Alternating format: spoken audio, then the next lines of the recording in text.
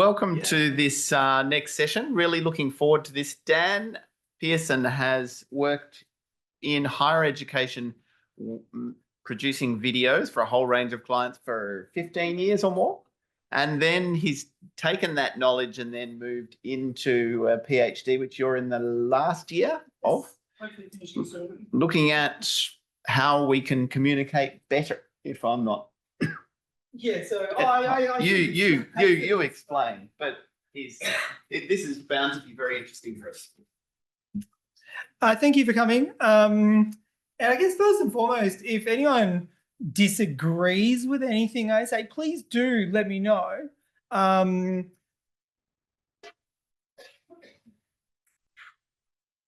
look, every university in Australia has either a YouTube channel or lots of them. It is seen as a crucial means of marketing, communication, and engaging with the public. And it's one of those obvious ways in which universities try to connect what they have to offer, their value, and their relevance with diverse audiences. YouTube, TikTok, podcasts are increasingly popular and impactful, and these creators are transforming society one small piece of content at a time. At the same time, speaking very broadly, universities aren't maximizing created content's unprecedented potential for research, translation, knowledge exchange, and social impact. How can academics more creatively translate their work to effectively engage non-academic audiences? But more importantly, how can creative content transcend the promotion of impact to become instrumental in its achievement? I've spent the last 3 years exploring this question. As a creative producer, as Tim said, I have, this is silly. I was going to record it's recording anyway. Don't mind me, I'll delete that part out of it, sounding like an idiot. Look, basically I've been a creative producer in higher ed for around 15 years, creating content, and I started my own PhD. I naively thought that it was about making better research videos, which is the name of my Substack, which you can check out.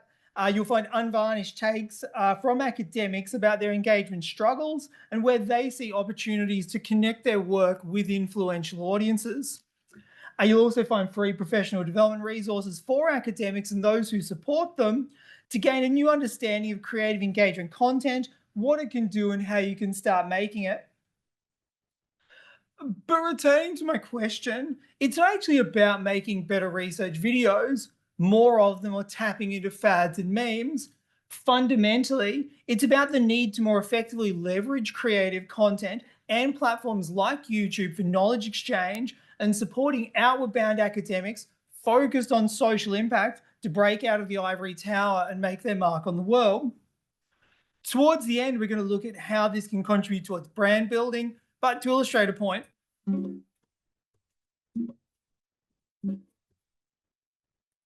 And the thing is that the Schrödinger cat is not in two places at the same time in the dead alive. That's why.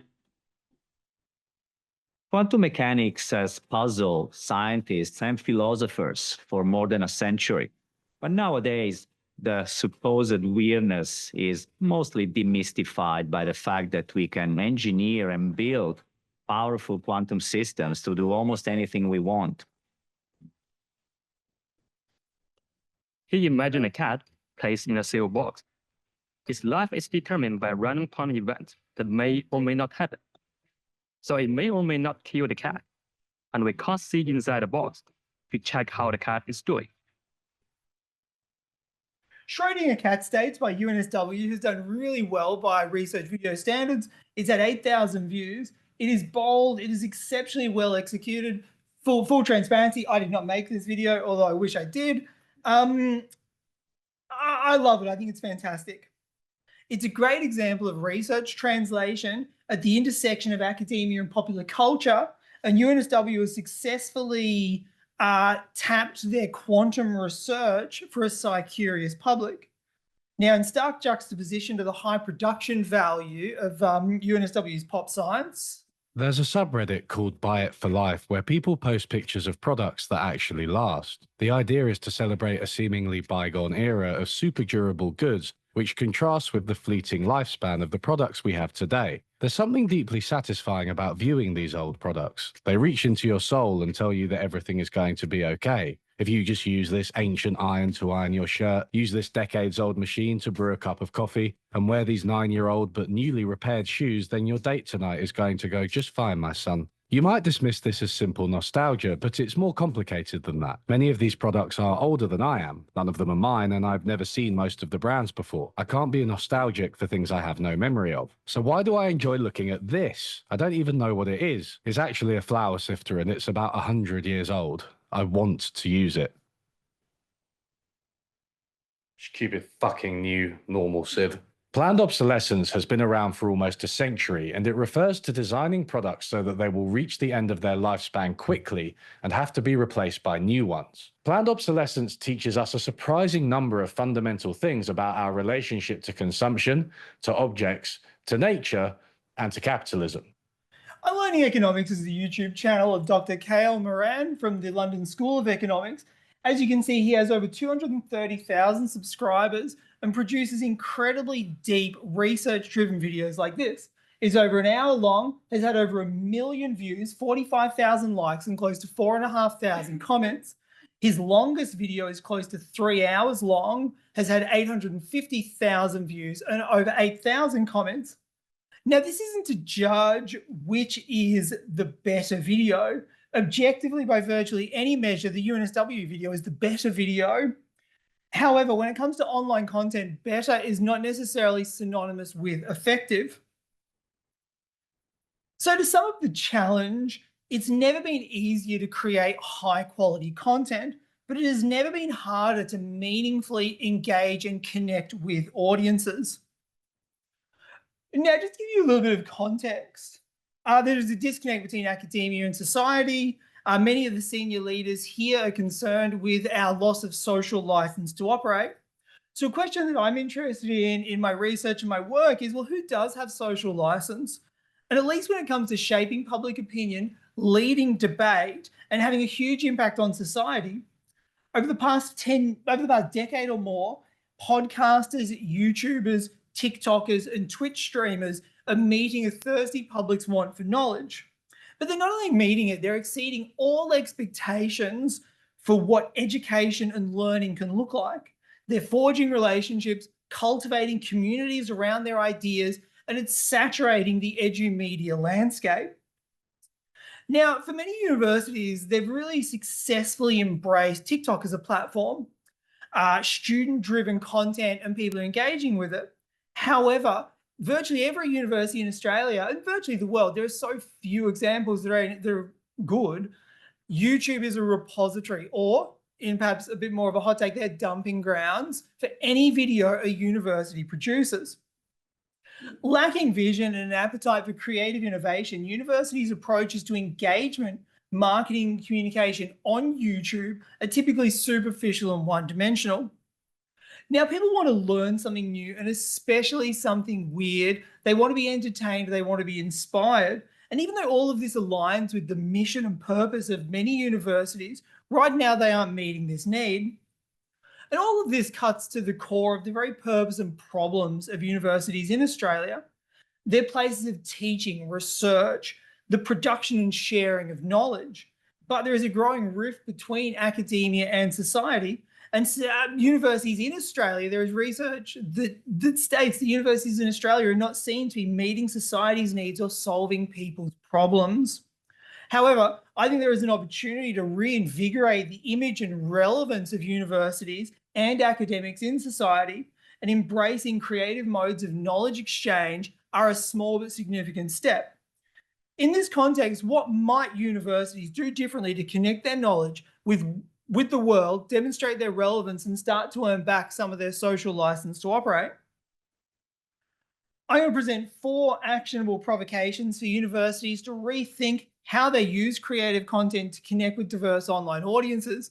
Go hard or go home, audience first, personality beats prestige, and bottom-up brand building. Now, look, first, unless you're actually going to make a real effort on a platform like YouTube, don't bother. One of the easiest surefire ways to guarantee failure is to lack purpose. And you need to be specific. It can't just be raise awareness, because superficial aims lead to superficial results and ineffective content. In my opinion, you need to be strategic and you need to be visionary, and you need to be bold in your execution to pull off your strategy and realize your vision. I think you should figure out the conversations that you want to lead, find your voice, and set the agenda. You then get the credit, the brand awareness, and the marketing opportunity. I think there's a real potential to use creative media to engage audiences around the most pressing issues and challenges facing society today, and provide some solutions, evidence-based insights that can be applied. Now, depending on your institution and the scale, this could be at an institutional level, a research center, school or faculty level, or even working with individual academics. For a large research-intensive university, what could this look like? We could build a whole knowledge content platform around a theme or broad series of interconnected themes that are supporting your strategic priorities. Imagine a video like UNSW's Schrödinger cat states, but homed on a knowledge content platform that's built around that type of content. I think the success could be manifold. And we can see that when you Google Schrödinger cat videos from, knowledge content platforms with hundreds of thousands or millions of subscribers, their views are in the millions, not the thousands. But what about smaller universities? I think there's a real opportunity here in areas where institutions punch above their weight. Now, the University of Southern Queensland, as an example, doesn't have the scale of a research-intensive university. However, they have unique expertise that they can leverage. Now, most of you won't even know where Toowoomba is. However, UniSQ is home to world-class astrophysics research, and their research contributes to NASA missions. And astrophysics is huge on YouTube and TikTok. I think every university, big or small, is great at something or some things. And I think you need to think about what that is and start to build your content around that. Go hard and really lean into what you're good at. Next, audience first, or what I'd like to say is people first. There is a misunderstanding that fuels the tension between what audiences want and the types of creative content that universities typically produce on platforms like YouTube. And it comes down to the purpose of online content. Typically, universities focus on creating marketing. It is about brand awareness, promotion, revenue raising. You're basically trying to solve your own problems. But this approach runs in opposition to why people actually engage on platforms like YouTube in the first place. They want to be entertained. They want to learn something. They want to participate. They want to find community, and they want to be a part of something. That's why Unlearning Economics has thousands of comments on all of his videos, because he's cultivated a community of interest around his ideas, while many universities struggle to gain subscribers. I think a point here is that people don't typically subscribe to brands, they join communities. At least this is all in the context of YouTube, though I think it is relevant more broadly. I think we've all probably seen this on LinkedIn, where a personal post can perform so much better than a brand post. So I think what we need to do is flip the script, and it can't be about solving your problems, recruitment, revenue, reputation. And you need to meet the needs of the people on these platforms, solve their problems, and connect your value with society. And in doing so, hopefully, reputation and revenue should follow. Now, I think that's actually much easier for universities than virtually any other type of brand. After all, you're places of knowledge, teaching, and research. It is what you do. It is the core purpose. People have problems, academics have solutions. However, research is not seen to be solving people's problems. Now, a big part of that is that research is inaccessible by design. There is the problem of paywalls. Ian mentioned yesterday open access. Now, open access doesn't even help, in my opinion, because academic articles are written in impenetrable style, the language. I've spoken to many academics from business schools, from the arts, where, anyway, we won't get bogged down in the academic culture side, although I'm happy to talk about that with anyone who is interested. But look, basically what all of this has done is it's created a chasm between academia and society. And I think we must bridge that by making knowledge accessible. And I think here there's great potential at the intersection of dissemination and marketing to demonstrate your capacity to address societal challenges and solve industry problems. Personality beats prestige. When it comes to creative content, personality beats prestige every time.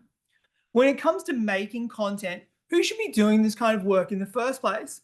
Well, I think you need to find the academics who actually want to do it. Again, there's a whole issue around academic workloads. So for any academics in the room, it's not about applying pressure to make academics do more. There's a question around supporting academics to do different forms of scholarship. But look, the typical approach can be to focus on your most prestigious and esteemed professors. However, these people don't always have the time, the interest, the inclination, and frankly, academic clout doesn't always translate to being able to present well on camera or to connect your work with non-academic audiences in meaningful ways.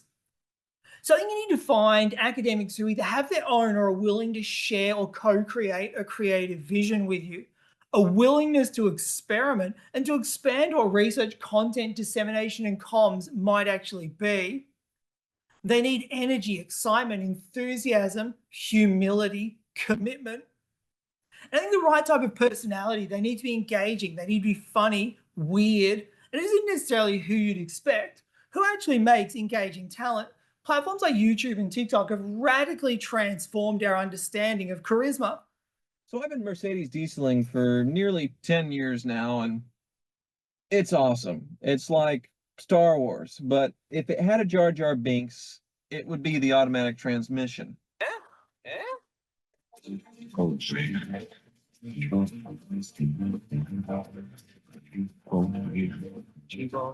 Now, Hoovy would be the first to admit he's a bit of a dork, but here's a dork with 1.5 million YouTube subscribers, 500 million views, and the dude is rich. Like, you look at his videos, like, it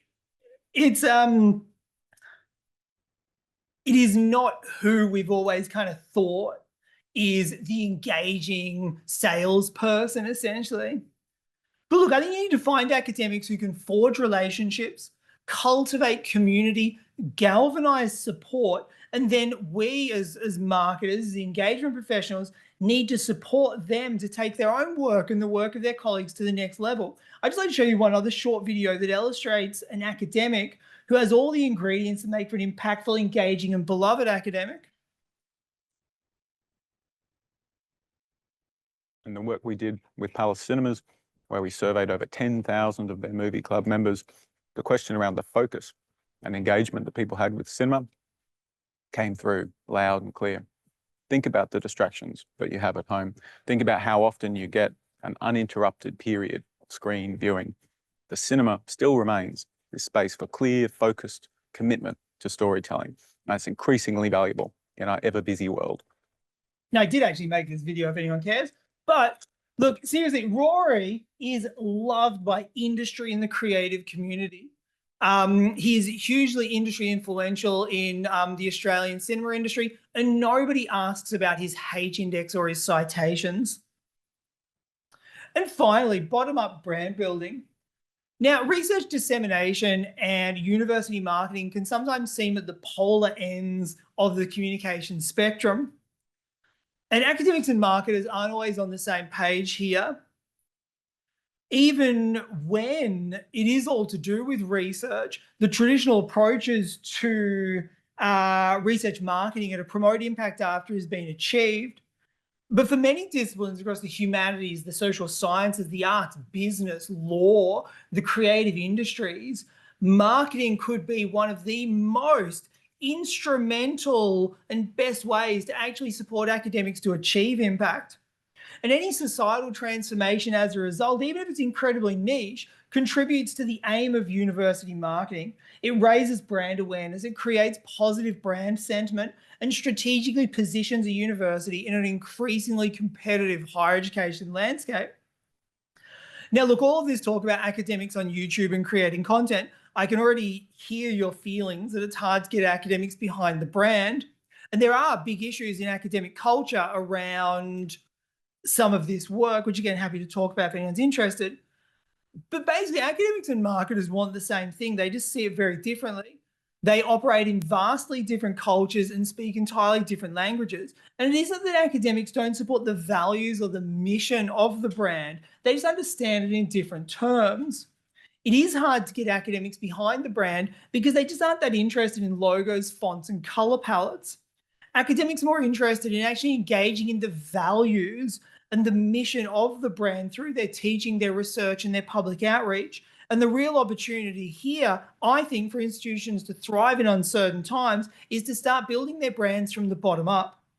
Because your brand isn't your logo, your color palette, your font, your guidelines, it is your people. And I think there is a real opportunity to activate the voices of your academic community. And I think a more holistic approach to the challenges facing academia and higher education sector is required. Universities need to innovate how they intersect with society and harness the engagement potential of platforms like YouTube with what they do best, teaching and research, the generation of new knowledge, and solving wicked problems. Working with academics to craft a distinct identity and differentiate yourself through your ideas. And I think this represents the opportunity to revitalize the image and relevance of academia in society today through your most captivating, exciting, and inspiring people. But who am I? I've been working in higher education creative content for 15 years, and I'm wrapping up my PhD within the QT Digital Media Research Centre, exploring how academics can more creatively translate their work to effectively engage non-academic audiences and achieve social impact. This research is based on 30 in-depth interviews conducted with academics across Australia to better understand their engagement objectives and challenges. And look, through all this research, through the work that I've been doing, I think the biggest opportunities for universities lie in galvanizing your academic and marketing communities towards the shared aim of social impact, embracing a bold vision to lead discourse rather than simply contributing to it, and for universities to engage with society in innovative and creative ways. Thank you. That's I want to say I hate QR codes, and I forgot that's my LinkedIn if anyone wants to like connect with me. And I don't know, Tim's not here, so I guess I'll just field for any questions. Yes, Lorraine, thank you. Oh, do you have a microphone? Maybe that goes to the Zoom session, so maybe just in case. Thank you for that, Dan. I guess my question, and you did touch on this, is within our roles and in the capacity of what we're trying to do with bringing this to light and I guess raising awareness to non-academics within this space, the challenge of having these conversations internally where everyone's a subject matter expert, particularly because everyone has an iPhone and they know how to best, present their own work. What advice do you have for us in engaging in those conversations to moderate or I guess lean into more creative ways to present this information? And this sort of goes beyond just research videos, but just using this platform more holistically. Do you mean sort of how you can use, do you mean YouTube as such? And when you mean internal conversations, do you mean like amongst like professionals and with leadership, or do you mean that kind of the challenge between like say marketers and academics and Correct. things like that? Yes. The challenge between marketers and academics? Yes. Look, absolutely. I think there's, from my research, again, you're welcome to check out my Substack and read lots of things that academics say about marketers. Some of it great, some of it not so great. It depends on the institution. I've spoken with academics from lots of institutions, from Group of 8 through to regional. Look, I think it's about having conversations with the right academics, finding those academics that really want to engage, and then finding out how you can support them to do it. So I use Rory as an example, who was the guy in the cinema.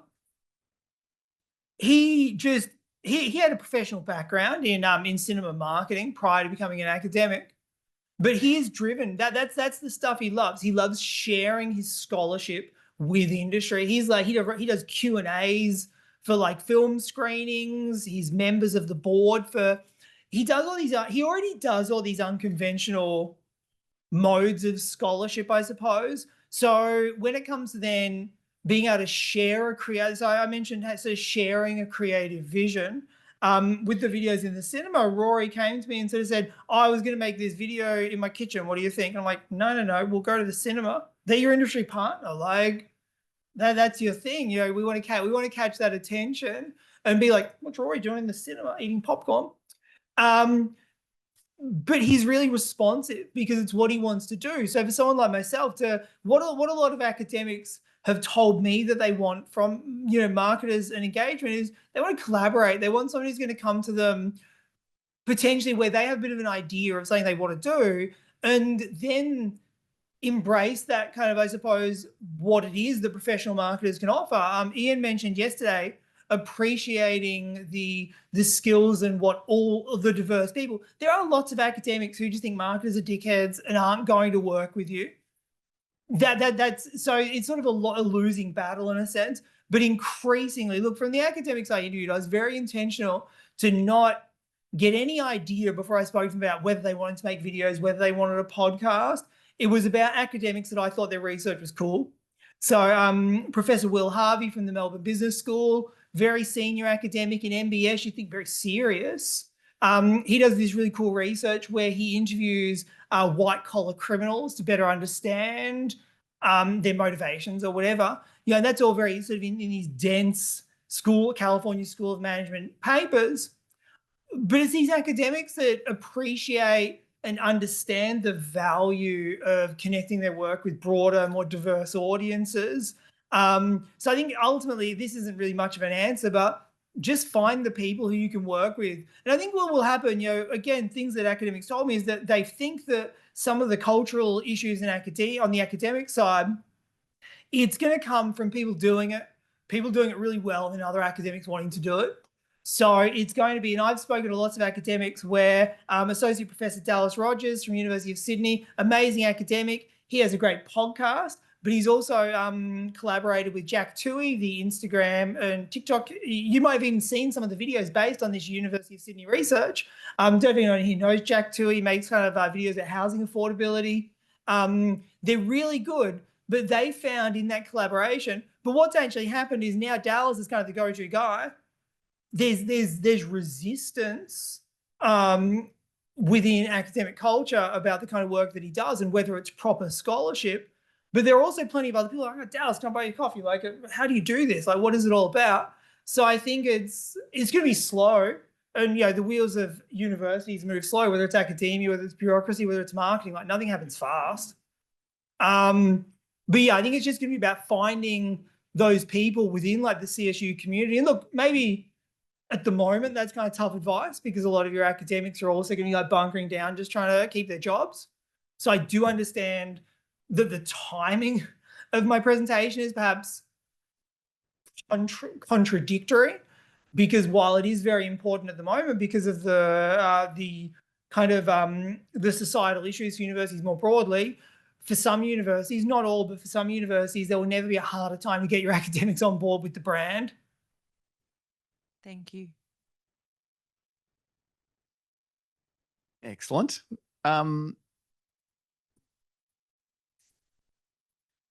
I'm Annabelle from UniSA. I was just wondering, like, what's the balance between creative video and the corporatized kind of video where you need to put all the logos and the colours and that sort of challenge for, say, creating a research video that stands out? Look, I think the balance is it comes down to like the internal will for this strategy of what you're going to do. I would suggest you look at your YouTube channel and you see, well, what are people actually, or you might think about the University of Adelaide YouTube channel as you move forward. But I think it would be about like, well, if a video's only had like 34 views, no one's watching it, just biff it. Like, so I think for me personally, and again, I have a reasonably like radical end of the poll perspective here, but it is somewhat evidence-based. Like I've been researching this. I just think that the repository model, your university will always need to make those videos. I just don't know if YouTube is where they should be. A lot of universities use YouTube as a hosting platform, but you can still make a video unlisted and keep it on the website.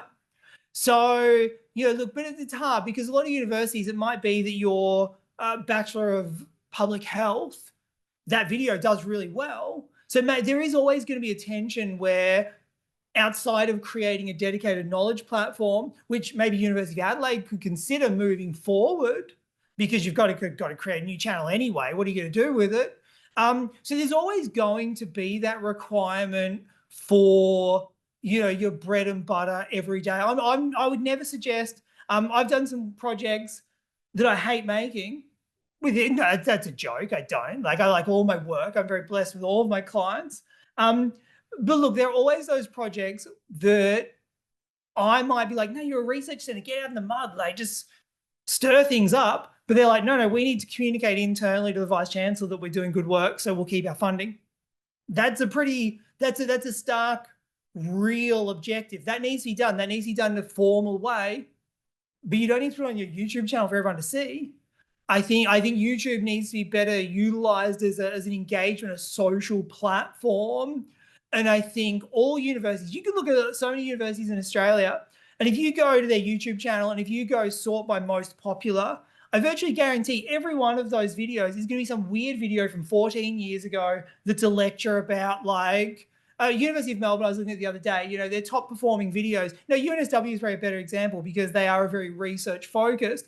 In their top 8 videos, 5 of them are just research related in their top views. Not even the Schrodinger cat one from UNSW I love because it's like creative and fun. But yeah, they've got a video about structural engineering in 9/11, you know, look, and that was from like maybe 9 years ago. They've got a video about rip currents in Sydney. They've got a video about super slow motion, video of COVID coughs. These all have over 1 million views. So, you know, I think that's what audiences are looking for. That's what audiences are finding. So yeah, I would never advocate for universities to not continue. And I guess that's the challenge when it comes to resourcing, because, well, actually means you need more resources because you need to continue doing the business as usual. You will always need to have the landing page video for the course. But I just don't think YouTube is where people are finding that, because people are going to unisa.edu.au because they're considering like 3 universities. They're looking at your website. They can find your video. People are looking, as I say, people are looking on YouTube to learn something and to learn something weird. So that's what universities should be putting there. Yes, Terry. Any advice for you meet an academic engaging, they're incredible, they're like, oh, this is going to be great, you put the camera on and they're just turning to absolute beauty. Any advice for how you can get them to? Absolutely. Look, I think, and again, from my research and what I've started doing is trying to infuse professional development into the production process. One of the projects I'm working on, which is a practice-led research component of my PhD, is working with an academic on creating a podcast. Now, she came to me with these very specific aims about why she wanted to make a podcast in the first place, is to engage industry. She's already a level E professor.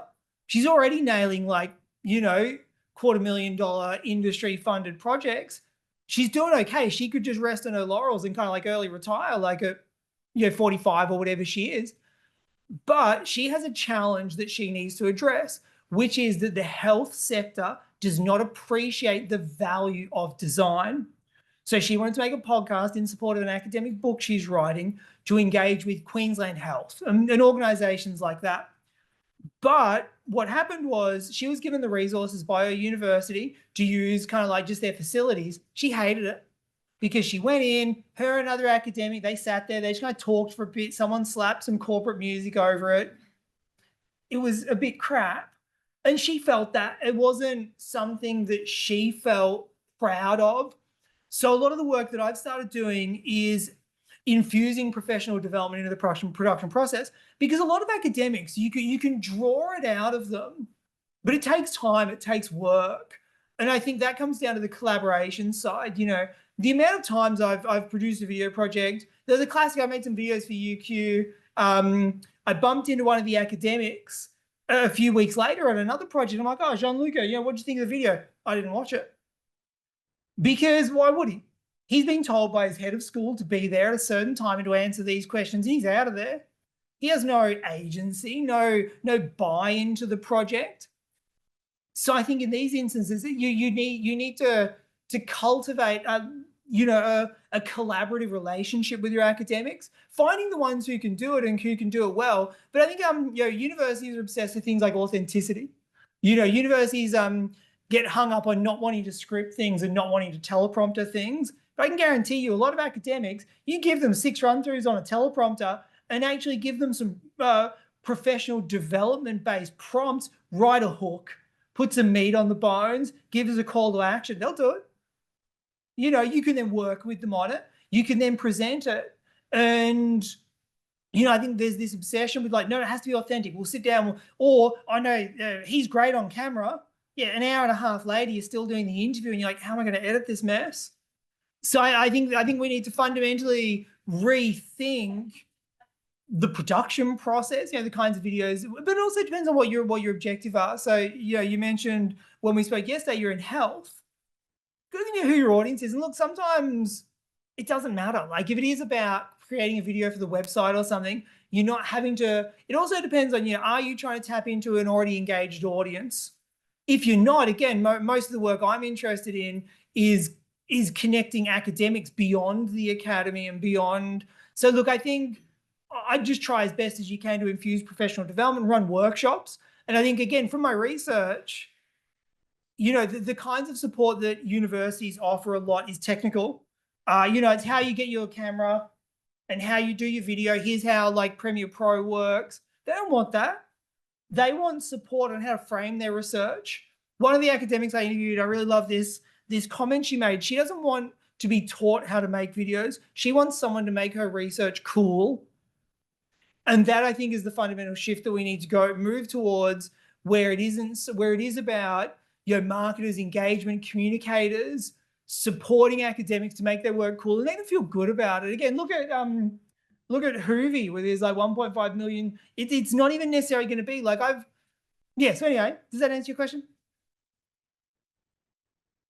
Dan, we're out of Oh time. no, there was one more, quick. Sorry. Okay. Which is lunch, isn't it? Anyone who wants to go to lunch can leave. No. But yes. Okay. Hi, I'm Rachel from Monash. So I work in faculty. I'm at the pharmacy faculty. So we do a lot of like sort of deep science, basic science, and I have a lot of drilling academics, but it's always a trade-off, right, between time on grants and where the tangible outcomes are coming and things like engagement. So I'm like, you know, increased engagement, showing the relevancy of your research. And they're like, cool, yeah, but at the end of the day, they're always going to spend the time on their grant applications, right? So I was just wondering if you had any, like if anything sort of come out of your research or talking to people who are really good at this stuff, what other benefits, apart from engagement, apart from showcasing the relevance of their research, like have come to them from doing this stuff? Look, I think it's about, and this is where one of the biggest challenges, and Ian mentioned this yesterday, and you know, one of the biggest challenge within academic culture that's arisen from my research is the kind of surface level idea as to why academics don't do this is there's no time and money. But that isn't actually what's preventing them from doing it. It is a culture that academic promotion structures, career progression is built around publications and grants. It is not built around being an impactful academic. So people, look, absolutely is. And I think I've interviewed deans who are trying to push that. But look, in terms of your question, I think I've spoken to academics who will go on the record fervently believe, though there is no way to empirically sort of understand this, but that LinkedIn and LinkedIn posts have been instrumental in grant success, because when they submit a grant, they get an uptick on their LinkedIn profile views and their website traffic. So this is where it gets a bit challenging, because for Monash, well, maybe they're just gonna like kill the grants anyway. But you know, it's about, I think, and this is the challenge. There was Nature published like an op-ed or something just recently, which was around increased academic use of LinkedIn post Twitter X. That's starting to get, we can connect after. Well, connect with me now, and I can send you a link to the article. Yeah. But you know, I forget, it was like, the article was called something like LinkedIn is air or something a bit pretentious. But it was basically looking at this shift in academic culture, that being on platforms like LinkedIn isn't just like boasting about your latest grant success. So I think there isn't an easy answer to your question. I think it's going to come down to, hopefully, if you can get like a head of school or a dean on board with this, that's going to be the easiest way. But I think there is, as you say, there is a shift in career assessment to be more broadly understanding of some of this stuff, but that's still going to take time. But look, one area you could start is with like HDRs, PhD candidates. They typically have the time. If their supervisor is going to give them the resources, they're kind of just like, for pharmacy, I imagine, like, I see, I'm 42, I'm old. Like, I got 2 kids and like a mortgage. I ain't got time to hang out with the PhD students at QT. But the ones who are 27 doing their PhD, they just drink coffee all day. That's why it takes them so long to do their research, because they just hang out. So I would tap into some of your PhDs, for example, tap them on the shoulder. Like, there's some really great examples of, I think it's like Harvard, maybe their chemistry has like a great TikTok channel. There are some, TikTok's an interesting one, which is, I think, well, send me a link, I'll check it out.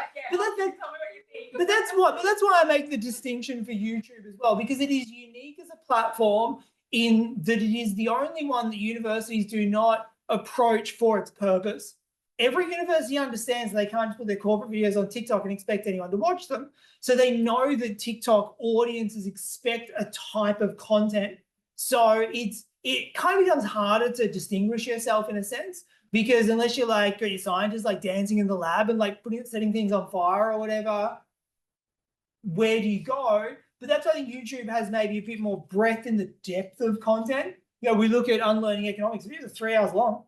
You got like millions of views on his channel. I'm not saying everyone should do that.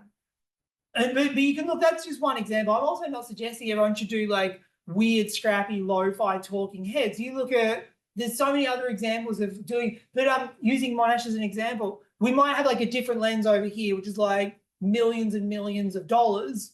Then we might have like Unlearning Economics over here, which is like some weird dude with a PhD in economics making like silly videos at home.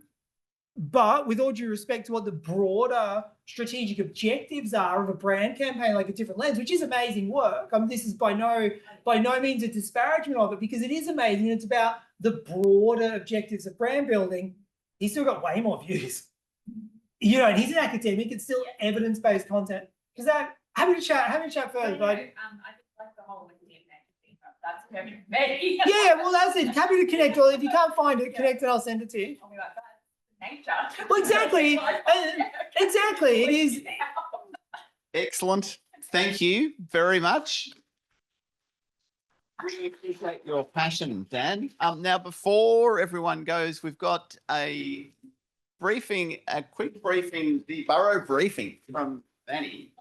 Manny Box from Borough. Welcome. Thanks, Dan.